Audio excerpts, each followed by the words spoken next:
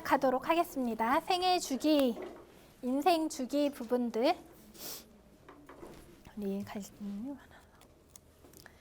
이 인생 주기, 생애 주기 부분은 태내기부터 시작을 합니다. 그래서 태내기는 배란기, 배아기, 태아기로 나눌 수가 있어요. 배란기, 배아기, 태아기. 그러니까 이렇게 정리되어서 나오는 이유들은 이것을 물어보는 문제도 기출문제에 나온 적이 있어서 정리가 되어져 있습니다. 그래서 배란기는 수정에서 이제 수정란의 자궁 착상까지의 2주간을 배란기라고 이야기를 하고, 배아기는 이제 착상부터 임신 8주까지를 배아기라고 이야기를 합니다. 네, 배아기 8주까지의 여러 가지 신체 기관이라던가 신경계가 형성이 되어지고 있어요. 근데 8주까지는 임신을 한 줄 모르는 경우들도 많이 있죠. 그러다 보니까 뭐 약물 복용이라던가 이제 술을 마시거나 해서 또 위험 요소가 존재를 하기도 합니다. 근데 이 시기에 문제가 생기면 치명적, 영구적으로 또 손상을 경험을 할 수도 있어요. 그 태아기는 임신 9주부터 출산까지를 모두 태아기라고 이야기를 합니다. 뱃속에서의 발달도 우리 아까 초반에서 봤던 인간의 발달과 마찬가지로 중심에서 말초 부위로 진행이 되어지게 됩니다. 심장 같은 이런 내부 기관이 먼저 형성이 되어지고, 그 다음에 이제 눈, 귀, 손, 다리, 외부 생식기 등이 이제 발달을 하게 돼요. 그래서 우리가 임신을 하고 이제 초음파를 볼 때도 가장 먼저 하는 게 이제 8주, 6주, 8주 이때쯤에 심장 소리가 이제 대대로 뛰고 있는지 보고, 그 다음 또 몇 주 지나면 손가락, 발가락 10개인지 이제 세워주시고, 또 이제 몇 주 지나면은 이제 뭐 생식기, 보이네요, 안 보이네요, 이런 것도 이제 얘기해 주시고 하는 것들이 다 그 임신 주수에 따라서 발달하는 순서가 달라지게 됩니다. 밑에 보면 또 시험을 위해서 기억해야 할 태내 발달 특성이라고 해서 따로 나와 있죠. 임신에서 2, 3개월 정도의 배아는 인간의 모습을 갖추기 시작을 합니다. 그리고 16주 정도 되면은 태동을 이제 느낄 수가 있고, 22주에서 26주 경에는 조산을 하더라도 생존이 가능합니다. 인큐베이터에 가서. 그리고 X와 X가 만나서 XX는 여자, X와 Y가 만나면 XY는 남자, 아이가 태어날 수 있다라는 것. 태내기 발달에 영향을 미치는 요인들은 다 이거는 평이하게 이제 아실 수 있는 부분들이죠. 임신부의 건강 상태, 또 영양 상태, 정서 상태, 이런 것들이 다 뱃속의 아이한테 영향을 미치게 됩니다. 그리고 임산부가 원래 가지고 있던 질병이라던가 직간접인 흡연, 음주, 약물, 또 이제 항생제 섭취 등과 같은 여러 가지 이제 정말 병에 걸려서 이제 약을 먹는 부분들, 또 이제 폴리여마피베닐, 비페닐, 또 이제 전에 가습기 살균제, 이런 것들이 다 이제 뱃속에 있는 태아들한테 노출이 되어지게 됩니다. 또 시험에 오답으로 자주 나오는 것은 임신부의 학력은 전혀 영향을 미치지 않습니다. 주로 이제 앞에 나온 거는 이제 그 문제의 보기를 읽어보시면 어느 정도 푸실 수 있는데, 그 다음 거는 이제 좀 외우는 것이 필요하죠. 발달 장애 부분들. 그래서 이 발달 장애를 묻는 문제가 거의 한 문제씩은 나오는 것 같아요. 그래서 다운 증후군은 21번. 염색체가 많아서 47개다라는 것 꼭 이제 기억을 하시고, 터너 증후군과 클라인펠터 증후군이 이제 좀 헷갈리실 수가 있는데, 터너가 글자 수가 작잖아요. 그래서 X가 하나밖에 없고, 클라인펠터는 XXY, XXXY, 염색체가 더 많은 것을 클라인펠터라고 이야기를 합니다.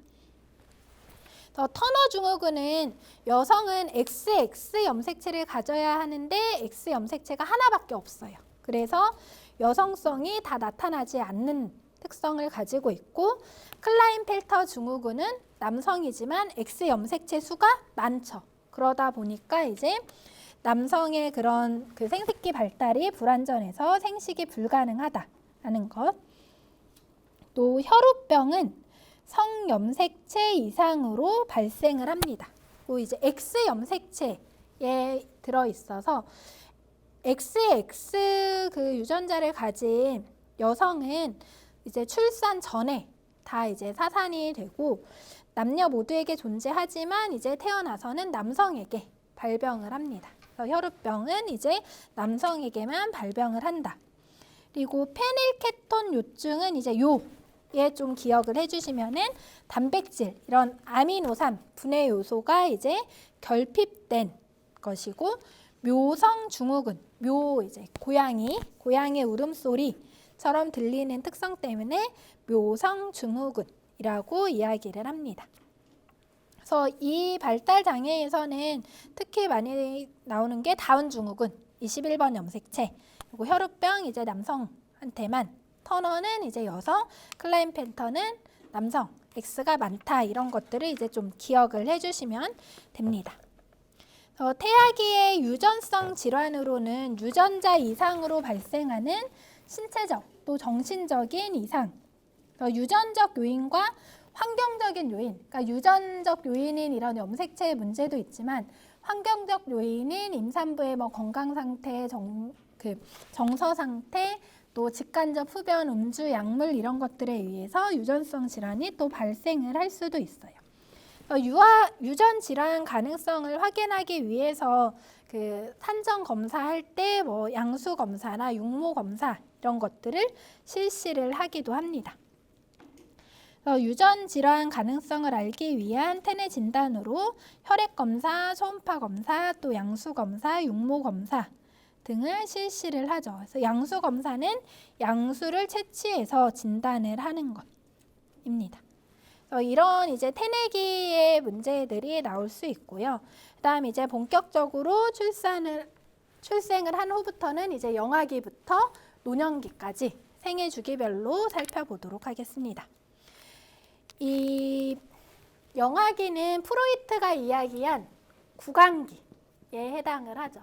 그리고 에릭슨이 이야기한 신뢰의 불신을 경험하는 시기, 또 피아제가 이야기한 감각 운동기에 속하게 됩니다. 영아기는 보통 이제 태어나서부터 24개월까지를 영아기라고 이야기를 구분을 하고 있어요. 사실 이 영아기부터 나오는 부분들은 앞에서 우리가 여러 학자들을 보면서 한 번씩 그래도 이제 이야기를 했던 부분들이죠.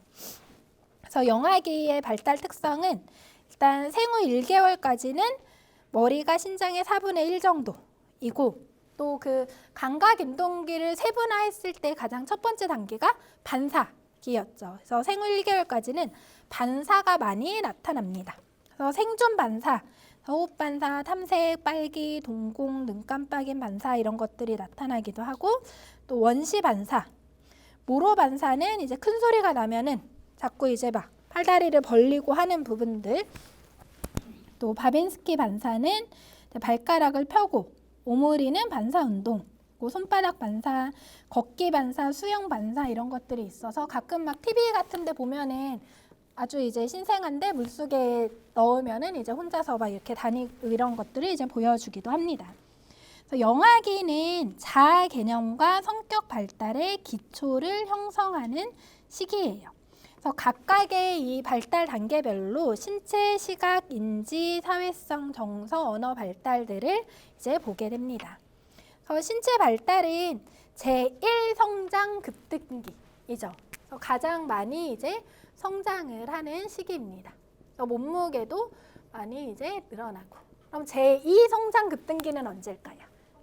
그렇죠. 청소년기가 이제 제2 성장 급등기로 나타나게 됩니다. 제1 성장 급등기여서 태어난 지 1년 이내에 몸무게가 2배, 3배 증가를 하고 이 영아기 때는 그 영유아 건강 검진을 하면서도 몸무게가 그 개월수만큼 증가를 하느냐를 보면서 그 아이가 이제 제대로 성장을 하고 있는지 그렇지 않은지를 또 판명을 하게 됩니다. 그 시각 발달은 전체를 보지는 못하고 처음에는 이제 부분, 그리고 정지된 것보다는 움직이는 거. 누워있는 아기한테 모빌 틀어줘서 계속 이제 돌아가는 거 보게 하고, 흑백보다는 이제 컬러, 또 직선보다는 곡선, 이런 것들을 이제 선호를 한다는 부분. 또 감각 운동을 통해서 지능 발달을 도모를 한다. 이때 중요한 것은 또 대상 영속성을 꼭 획득을 할 수 있어야 합니다. 눈에 보이지 않더라도 그 자리에 가만히 있다. 혹은 이제 돌아온다 라는 것들을 기억을 할 수 있어야 하고, 또 중요한 것이 애착 형성이 중요하죠. 이때의 애착은 이 신뢰대 불신에서 엄마가 주 양육자와 얼마만큼 애착을 이제 형성을 하고 있는지, 그것이 이 영아기에 주요하게 봐야 되는 문제들입니다. 그래서 애착 형성에 더불어서 이때는 분리불안, 그러니까 보호자하고 떨어졌을 때 불안감을 나타내기도 하고, 새로운 사람이 나타났을 때 갑자기 막 울거나 얼굴을 이제 가리려고 하거나 엄마 품으로 가거나 하는 이런 낯가림을 보이기도 합니다. 그 정서 발달의 경우에는 이제 점점, 그러니까 처음에 태어났을 때는 그러니까 쾌와 불쾌만 이제 느끼다가 그 정서가 점점 이제 분화가 되는 거죠. 그러니까 쾌 좋다는 것도 이제 어떻게 좋은지, 싫다는 것도 어떻게 싫은지, 이렇게 정서가 점점 분화가 되고, 부정적인 정서가 긍정적 정서보다 더 빨리 발달을 하기 시작을 합니다. 그리고 이때는 단어로는 표현을 못하지만 옹알이로서 본인의 의사를 표현을 하기 시작을 하죠. 영아기에서 또 같이 나오는 것이 이 애착과 관련된 문제가 나올 수가 있어요. 그것이 그 67페이지에 나와 있는 안정애착과 불안정애착입니다. 그러니까 안정애착은 그러니까 오히려 어린이집에 갔을 때 엄마 잘 가 하고 뒤도 안 돌아보고 들어가는 아이가 더 애착이 잘 형성된 아이인 거죠. 그러니까 왜냐하면 내가 여기에서 친구들하고 놀고 있으면 엄마가 올 거다라는 믿음이 있기 때문에 이제 가는 거죠. 그리고 이제 엄마가 뭐 회사 갔다 올게, 할머니랑 있어 하면은 갔다 오라고 하고 이제 할머니랑 시간을 보내고, 이런 것들. 그러니까 어머니와 격리되어 있을 때여도 이제 탐색을 하고 위안도 이제 삼고, 이제 엄마가 돌아오면은 반갑게 맞이하고, 이런 것이 안정적인 애착이에요. 근데 불안정 애착은 회피, 저항, 혼란, 세 가지로 또 구분을 할 수가 있습니다. 회피 애착은 어머니하고 친밀한 반응을 보이지 않아요. 그리고 분리되어도 울지 않고 무관심하고, 엄마가 와도 무관심한, 이런 것이 이제 엄마한테 아예 이제 애착이 형성이 안 되어져 있는 거죠. 그리고 불안정 저항 애착은 분리도 되기 전부터 불안감을 이제 경험을 합니다. 그리고 엄마가 돌아와도 계속 분노의 감정을 표출을 하는 것. 또 불안정 혼란 애착은 회피랑 저항이 결합된 형태인 거예요. 그래서 엄마를 다시 만났을 때 표정도 없고 엄마가 안아줘도 이제 다른 곳을 쳐다보는 그런 것이 불안정 혼란 애착으로 볼 수가 있습니다.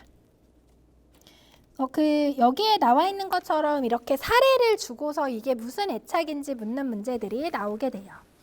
어린이집에 맡겨지게 된 영희는 엄마가 자신을 어린이집에 놓고 떠나려 하자 떨어지지 않으려고 계속 울었다. 그럼 일단 불안정이죠. 그리고 2시간이 지나고 엄마가 데리러 왔는데도 안정감을 보이지 못하고 엄마를 원망하듯 울음을 그치지 못했다. 그래서 불안정 저항 애착이다라는 걸 볼 수가 있습니다. 근데 여기 보면은 보기 자체가 1번하고 2번은 안정, 회피, 안정, 저항 이렇게 돼 있죠. 그럼 1번하고 2번은 절대 답이 될 수가 없는 보기입니다. 그래서 이런 것들을 좀 이제 쳐내실 수 있어야 합니다. 그래서 개념을 이제 알고 계시면은 이건 절대 답이 아니겠구나 하고, 그러면 3개 중에 하나인데 이건 당연히 불안정이고, 그럼 저항, 회피, 혼란 중에 무엇일까를 이제 고민하시고 답을 선택을 할 수 있어야 합니다. 그럼 이제 영아기가 지나면 유아기로 가게 돼요. 그래서 이 유아기는 보통 이제 3세에서 6세 정도까지 이제 학교 가기 전을 이야기를 합니다. 그래서 이때는 이제 학문기가 걸쳐 있어요. 프로이트. 학문기랑 이제 남근기. 그리고 이때는 자율성 대 수치심과 또 주도성 대 죄의식을 같이 경험을 합니다. 그리고 피아제가 얘기한 전 조작기에 해당을 해요. 이 학문기가 프로이드는 이제 18개월로 구강기를 자르고 18개월부터 학문기라고 해서 이 학문기는 영아기와 유아기에 같이 걸쳐 있다고 보시면 됩니다. 그래서 간혹 이제 문제에 보면은 유아기의 특성으로 학문기를 끌어와서 이제 물어보는 문제들도 나올 수가 있어요. 그래서 이 학문기는 이제 개월수로는 영아기와 유아기 사이에 같이 있다고 보시면 됩니다. 여기에도 나와 있지만 유아기는 이런 학자들의 발달 단계하고 같이 연계를 해서 물어보는 문제들이 출제가 될 수 있어요. 프로이트의 남근기의 특성, 성적인 관심을 이제 나타내고 자꾸 이제 성기를 만지려고 한다던가 또 부모님의 성기에 대해서 이제 궁금함을 이제 표현을 하는 그런 부분들이 보이게 되죠. 에릭슨에 따르면 주도성 대 죄의식 을 이제 경험을 하게 되고 이 남근기 또 피아제의 전 조작기 물활론적인 사고, 상징적 사고, 자기중심성, 비가역적 사고들을 경험을 합니다. 그리고 이 유아기 때까지는 도덕성이 타율적인 도덕성을 얘기를 하죠.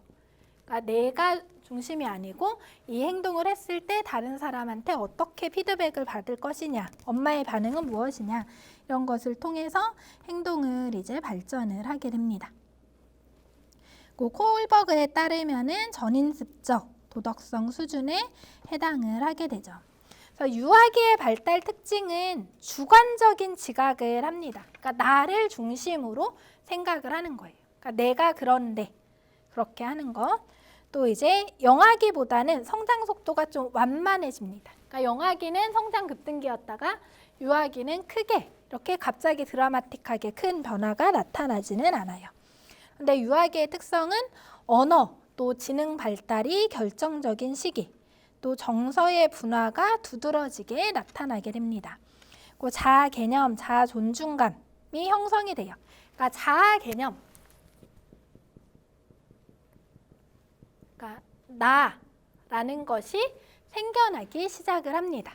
그래서 내가 할 거야, 나는, 내가 보는 것은, 내가 좋아하는 것은 이런 것들이 생겨나면서 내가 좋아하는 걸 남들도 좋아할 거다. 내가 보는 대로 남들도 다 그렇게 볼 거다라고 하는 생각이 이제 생겨나는 시기가 이 유아기로 볼 수가 있어요. 그리고 이때 사회성 발달에는 놀이가 중요한 역할을 하고 이때의 성 정체감도 같이 발달을 합니다. 그러니까 남자다, 여자다라는 것, 또 이제 남자니까 이렇게 해야 된다, 여자니까 이렇게 해야 된다라는 그러한 성 정체감도 유아기 때부터 발달을 하기 시작을 해요. 그래서 막 그런 성 정체감 형성의 시기이기 때문에 요새 보면은 뭐 원복도 남자나 여자나 똑같은 색깔로 입혀야 되고 뭐 이제 놀이도 같이 해야 되고 이러한 뭐 교육적인 이제 방법들이 좀 바뀌어 나가는 모습들도 볼 수가 있습니다. 이제 유아기가 지나고 나면 아동기로 넘어오게 돼요. 그래서 아동기는 보통 초등학교 시기로 넘어가게 됩니다. 이 아동기는 프로이트가 이야기한 잠복기에 해당을 하고 또 에릭슨이 이야기한 근면성 대 열등감, 또 구체적 조작기에 해당을 하겠죠. 이때의 특성들을 살펴보면 일단 동성 중심의 또래 관계에 이제 좀 초점이 맞추어져요. 친구들하고 놀 때도 이제 남자 여자 학생들이 같이 모여서 노는 것이 아니라 남학생은 남학생끼리, 여학생은 여학생끼리 뭔가 집단의 문화들이 발달을 하기 시작을 합니다. 그리고 근면성과 열등감을 이제 경험을 해서 근면성을 획득을 하게 되면은 나도 할 수 있다라는 유능감 또 이제 좀 경험을 하게 되고 그러한 경험이 그 이후의 생애 주기에도 계속해서 영향을 미칠 수가 있죠. 피아제의 구체적 조작기이기 때문에 이제 나 중심성에서 다른 사람의 관점을 같이 볼 수 있기 시작을 합니다. 그래서 역할 수용이 가능해지고 논리적인 사고, 또 보존, 서열화, 유목화 이런 것들이 가능해지게 돼요. 그리고 이 아동기 때부터 자율적인 도덕성이 발달을 하기 시작을 합니다. 그래서 내가 생각을 해서 어떠한 행동을 할 건지 보는 거죠. 이 아동기의 발달은 이갈이를 하죠. 유치가 빠지고 영구치가 자라납니다. 신체적인 부분에서. 그리고 힘이 세져요. 성장 속도는 계속 이제 둔화가 된다. 지적 기능이 분화가 되면서 객관적인 지각이 가능해지고 정서 표현도 가능해지고 성숙의 속도는 여자아이들이 남자아이들보다 더 빠르게 성숙, 신체적인 성숙들도 나타나게 되죠. 그리고 이 아동기는 초등학교에 가서 여러 가지 집단 활동들, 역할 놀이들을 하면서 이제 그 안에서 역할을 경험을 하기 시작을 하고 협동, 경쟁, 협상, 승리, 규칙 이런 것들을 배우기 시작을 합니다. 그리고 학년이 점점 올라갈수록 선생님보다는 친구들한테서 이제 좀 인정을 받고자 하는 욕구들이 점점 커져 나가게 되죠. 그리고 나서는 이제 청소년기로 넘어오게 돼요. 이 청소년기는 프로이트가 이야기한 생식기에 해당을 하죠.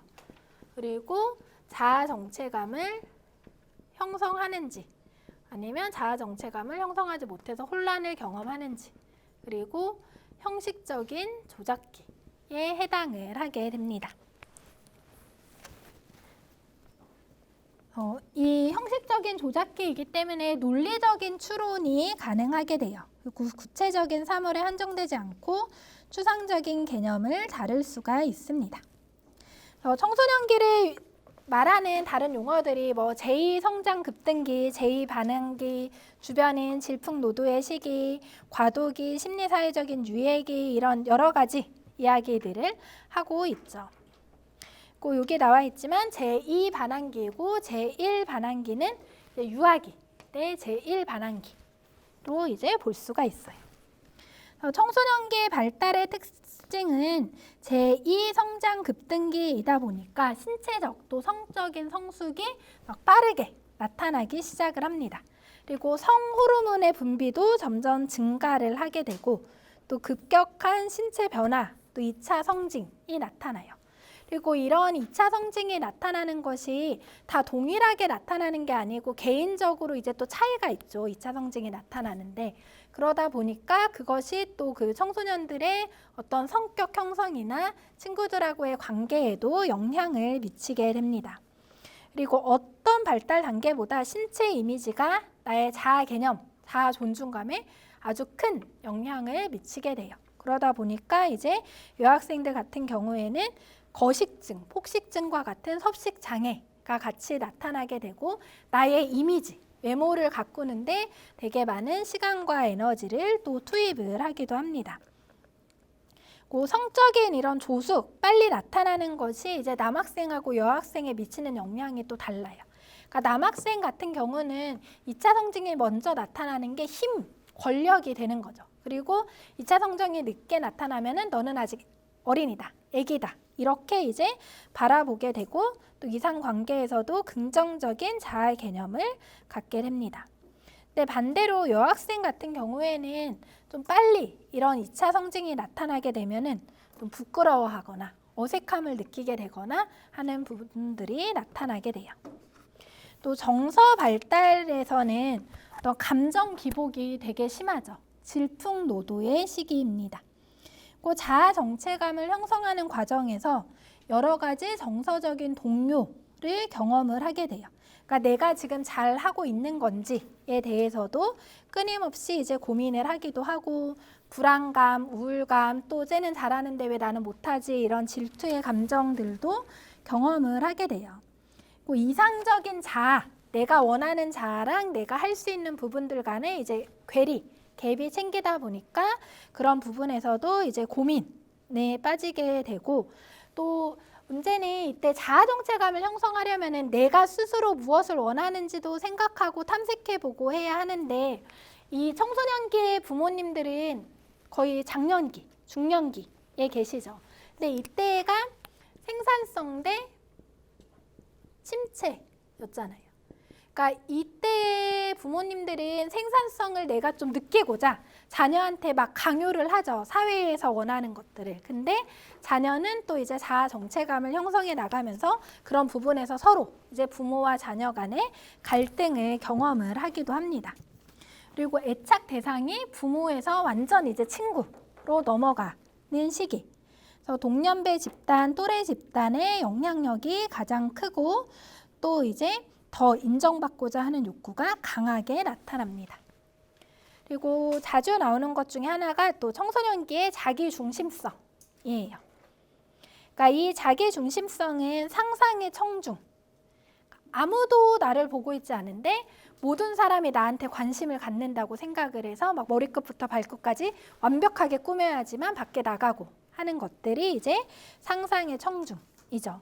그리고 어떠한 이제 뭐 실수를 했다고 할 때도 다른 사람은 그냥 신경도 안 쓰고 있는데 나 혼자 계속 거기에 매여 있고 신경을 쓰고 하는 부분. 그리고 개인적인 우화는 나는 특별하고 독특한 존재여서 다른 사람과 근본적으로 다르다라고 믿는 거죠. 그러니까 비행에 빠지게 되는 요인 중에 하나도 이런 개인적인 우화가 영향을 미칩니다. 그러니까 나는 해도 안 걸릴 거야. 혹은 이제 나는 뭐 이제 이성 친구와의 스킨십을 해도 뭐 괜찮을 거야. 이렇게 이제 생각을 하는 것들이 개인적 우화에 해당을 합니다. 그리고 이 청소년기에서 많이 나오는 것이 이 마샤가 얘기한 청소년기 정체감 유형입니다. 그래서 정체감 유형을 위기와 전념으로 이렇게 나눴어요. 그래서 위기를 이제 경험을 했느냐 안 했느냐로 나누는 거죠.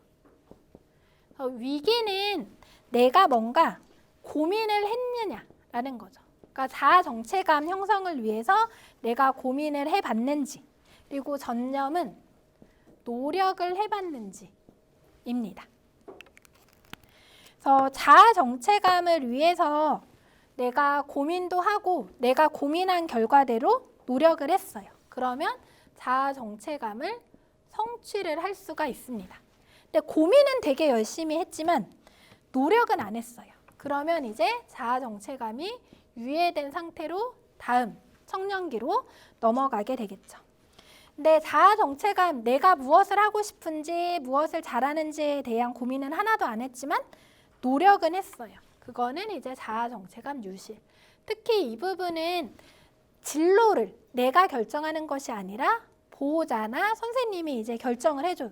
너는 공부를 해서 꼭 선생님이 돼야 돼. 뭐 교대에 가야 돼, 의대에 가야 돼. 이거를 주구장창 들어서 내가 정말 의사가 되고 싶은지는 고민은 하지 않았지만 의사가 되려고 하니까 열심히 공부해야지. 그래서 공부를 하고 의대를 갔죠. 그러고 이제 다시 청년기가 돼서 대학에 가서 고민을 하기 시작을 합니다. 이게 정말 내가 이제 원했던 길인지, 그런 것이 정체감 유실에 해당이 됩니다.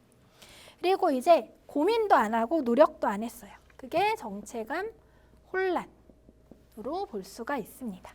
그래서 이렇게 네 가지를 또 구분을 할 수 있느냐 하는 문제들이 나오게 돼요. 그래서 그 밑에 예시로 나와 있는 것도 보면 철수는 어려서부터 변호사였던 아버지의 영향을 받아서 법조인이 되는 것을 꿈으로 생각했고 사회에서도 유망한 직업이라고 생각해서 법학과에 진학을 했다. 또 이 법학이 나와 맞는지 탐색은 못했지만 이미 선택을 했으니까 이 길만 생각을 했다. 이게 바로 정체감 유실을 이야기를 합니다. 그러니까 고민은 하지 않았지만 노력은 해본 거죠. 그리고 이제 청소년기까지 지나고 나면은 청년기로 가게 돼요. 이 청년기는 에릭슨이 이야기한 친밀감 때 고립을 경험을 하게 되는 단계입니다. 이런 심리 사회적인 위기를 잘 극복을 하면은 사랑이라는 자아 특질이 강화가 되어지게 돼요. 그래서 이때 또 같이 나오는 학자가 스턴버그라는 학자가 애정 발달 이론이라고 해서 사랑의 3대 구성 요소를 친밀감, 열정, 헌신 이 세 가지로 이야기를 합니다. 청년기는 보통 이제 20대, 20살에서 34세 혹은 학자에 따라서는 39세까지를 청년기로 봅니다. 그래서 청년기는 신체적인 발달이나 지적 발달이 가장 최고 정점에 있는 시기로 볼 수가 있죠.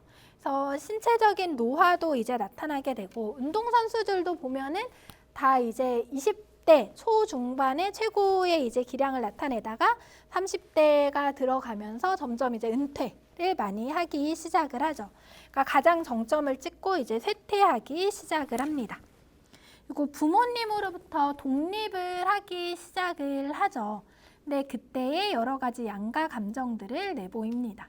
그러니까 부모님한테 독립해서 살고자 하는 욕구도 있지만 독립해서 혼자서 이제 지낼 수 있을까 이제 고민을 하는 그런 양가 감정을 보이기도 해요. 성 역할 정체감이 확립이 되어지게 되고 청년기에 워낙 요구받게 되는 발달 과업은 진로 결정, 직업 선택, 경력 개발, 결혼 준비 등이 주요 발달 과업으로 보게 돼요. 그래서 이때는 사회적 시계라는 용어를 쓰기도 합니다. 그러니까 우리가 명절 때 친척들 만나면 하는 그 단골 레파토리들 이제 고등학교가 되면은 대학교 어디 갈 거냐? 대학교 가면은 군대는 언제 가냐? 졸업 언제 하냐? 그럼 졸업하면 취직은 언제 하냐? 그럼 취직하면 결혼 언제 하냐? 결혼하면 또 애는 언제 낳냐? 하는 그런 것이 이 사회적인 시계이죠. 그래서 이런 사회적인 시계에 따라서 청년들한테 이런 진로, 직업, 결혼 이런 것들을 이제 발달 과업으로 제시를 합니다. 그리고 이때의 발달 과업은 요 청소년기까지는 그러니까 영아기, 유아기, 아동기, 청소년기까지는 뭔가 신체의 발달, 인지의 발달, 정서의 발달, 그러니까 성인이 되어가는 과정에서 이제 온전한 한 사람으로서 생활할 수 있도록 하는 그런 개인을 중점으로 발달 과업을 제시를 했다면 청년기는 이제 사회 문화적인 요소들을 통해서 그 청년한테 요구하는 발달 과업들이 생겨나게 됩니다. 그리고 청년기가 지나면 이제 장년기가 오죠. 장년기는 보통 40세에서 64세까지 노년기 이전까지를 장년기로 보게 됩니다. 그래서 이때에도 장년기로 보기도 하고 또 책에 따라서는 중년기로 보기도 하고 중장년기라고 구분을 해 놓기도 합니다. 중년기를 표현하는 용어들은 인생의 안정기, 인생의 황금기, 또 중년기 위기 또 얘기를 하고 샌드위치 세대라는 얘기도 많이 하고 갱년기, 폐경기, 또 빈둥지 시기 또 이 중년기를 표현하는 용어들로 볼 수가 있어요.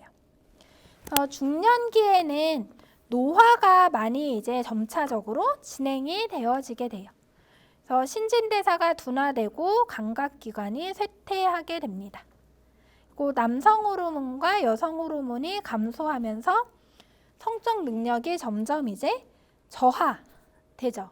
그리고 이제 호르몬이 저하가 되면서 남성 안에 숨겨왔던 여성성인 아니마, 또 여성 안에 숨겨왔던 남성성인 아니무스가 점차 이제 밖으로 보여지기 시작하는 시기이기도 합니다. 갱년기는 여성뿐 아니라 남성도 경험을 합니다. 그런데 특히 더 이제 여성들이 더 뚜렷하게 갱년기를 경험을 한다라고 해요. 여성한테 나타나는 것이 이제 안면 홍조, 얼굴이 빨개지거나 수면 장애, 또 폐경으로 인한 그런 골다공증 등이 나타나게 되기도 합니다. 그 갱년기에 이런 신체 변화가 나타나는 것이 단순히 신체 변화에서만 끝나는 것이 아니라 우울이나 무기력감과 같은 심리적인 증상까지도 같이 동반을 하게 돼요. 그 인지적인 측면에서 보면은 중년기에는 이제 새로운 것을 다시 배우고 외우고 하는 능력은 점점 이제 저하가 됩니다. 그리고 장기 기억보다 최근 기억, 그러니까 금방 했던 거 이제 까먹고 금방 뭘 하려고 생각했는데 기억이 안 나고 냉장고를 열었는데 왜 열었지 하고 이런 것이 이제 중년기의 특성으로 볼 수가 있죠.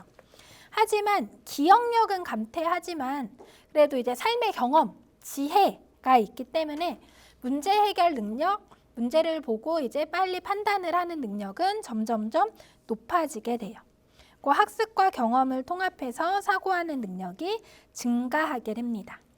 그러니까 유동성 지능, 그러니까 금방금방 외우고 변화하는 그런 지능은 감소를 하지만 결정성 지능, 무언가를 보고 상황 판단을 해서 결정을 내리는 능력은 계속적으로 발달을 하게 돼요. 그래서 유동성 지능과 결정성 지능도 그 문제의 보기로 자주자주 등장을 합니다. 그 사회적인 부분으로 본다면 이 생산성을 경험하기 위해서 어느 정도 위치에 있어야 되지만 또 하나 경험을 하는 것이 급작스러운 실직, 이직 이런 것들을 경험을 하기도 해요. 그렇기 때문에 이제 그 중장년층에도 일자리에 대해서 지원을 해야 된다 하고 센터도 생기고 여러 가지 사업들도 실시를 하고 있습니다. 그래서 직업 전환에 대비한 교육들이 필요를 하게 돼요.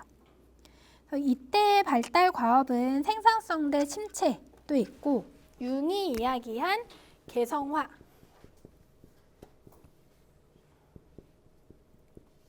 자기 실현도 경험을 하게 됩니다. 개성화와 자기 실현을 통해서 이제 뭔가 내가 그동안 이제 살면서 성격 발달을 통해서 무언가를 이루어냈다라는 것들이 생겨날 수가 있습니다. 그리고 중년기와 노년기에는 새로운 학자들이 또 등장을 합니다. 레빈슨이란 학자도 이 자신의 과거에 대한 평가를 통해서 내가 앞으로 변화를 할 수 있는지 살펴보기도 하고 또 팩은 육체적 힘보다는 지혜를 더 중시하고 정서적인 융통성, 지적인 융통성을 중요시한다고 볼 수가 있어요. 그 아래의 중년기에 관한 설명으로 옳지 않은 것에도 이제 여러 가지 이제 학자들의 이야기나 중년기의 특성들이 쭉 나와져 있습니다. 에릭슨은 생산성 대 침체의 단계로 이야기를 했죠.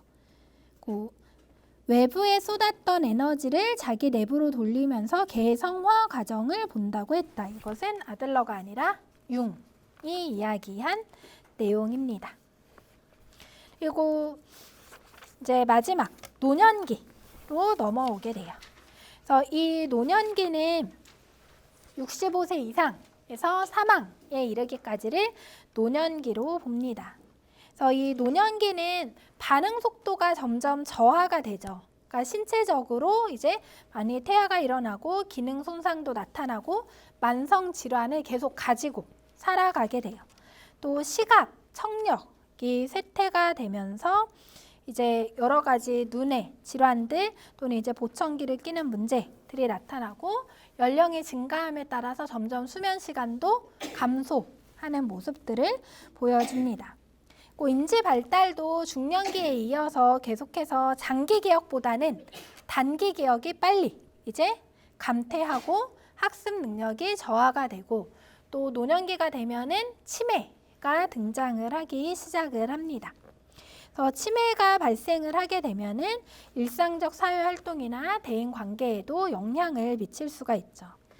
사회적으로 이제 노년기가 되면은 기존에 하던 일에서 다 은퇴를 하시고 사회적인 환경들이 점점 이제 줄어들게 되는 부분들, 그러다 보니까 고독감, 소외 이런 것들을 경험을 하게 돼요.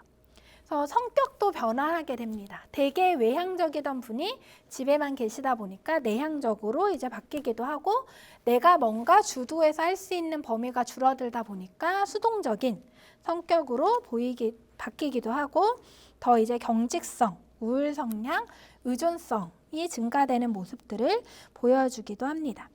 그래서 생에 대한 회상이 점점 이제 증가를 하죠. 그래서 내가 어릴 때 또 좋았던 일 이런 것들을 자꾸 막 이야기를 해주기도 해요. 그 친근한 사물에 대한 애착이 되게 강합니다. 그래서 할아버지나 할머니 댁이나 이제 방에 가보면은 내가 볼 때는 전혀 이제 쓸모없는 물건인 것 같은데도 되게 애지중지해서 가꾸시는 부분도 이제 볼 수가 있고, 또 유산, 뭔가 이제 이름을 남기고 가려는, 그러니까 뭔가 돈이 아니더라도 내 이름을 남기고 가려는 그런 경향들이 생기게 돼요. 그래서 하비거스트도 지위와 역할 상실에 대해서 적응을 해야 된다. 또 에릭슨은 자아 통합 때 절망을 이야기를 하기도 합니다. 자아 통합 때 절망을 이야기를 하고요. 그 팩은 직업 역할에서 자아 분화로 또 실체 몰두에 있던 부분에서 신체 초월, 자기 초월로 변화를 해야 한다. 그 성공적으로 노화를 하기 위해서는 성격이 이제 원숙하고 신체 정신적으로 건강하고 경제적인 안정, 사회적 지지가 필요하죠. 그러니까 사회복지적 측면에서 본다면 노인에 대한 서비스를 할 때는 이런 신체 건강, 정신 건강, 경제적 안정, 사회적 지지망을 만들어주기 위한 사업들을 실시를 해야 합니다. 그리고 드디어 이제 마지막으로 죽음에 대한 적응 단계입니다. 이것도 자주 나와요. 키블러-로스의 죽음 적응 단계는 제일 처음 이제 암입니다. 살 날이 3개월 남았습니다. 6개월 남았습니다. 이런 것들을 이제 들으면 일단 부정을 하죠.